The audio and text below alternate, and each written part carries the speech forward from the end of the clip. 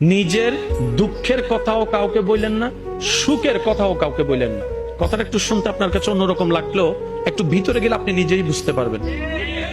আপনি নিজের মনের দুঃখ কষ্ট সহ্য করতে না পেরে হালকা করার জন্য যাকে বলছেন, মনে রাখবেন আপনি তার কাছে কিন্তু কোনো না কোনো ভাবে একটু ছোট হয়ে যাচ্ছেন।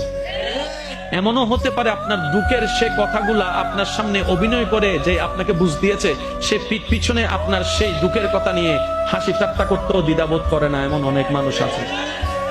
আপনি যাকে দুঃখের কথা বলে মনকে হালকা করার চেষ্টা করছেন, আপনার দুঃখের কথার সে দুঃখটা সে বুঝবে না, কারণ তার সাথে তো সেটা ঘটেনি। সেজন্য আপনাকে 3 মাস 4 মাস 3 বছর পরও হয়তো আঙ্গুল তুলে দেখাই দিতে পারে, সেই কথাটার কথা দিয়ে খোঁটা দিতে পারে। কথা বলেন ঠিক না? দুঃখের কথাও মানুষকে বলে শান্তি নেই।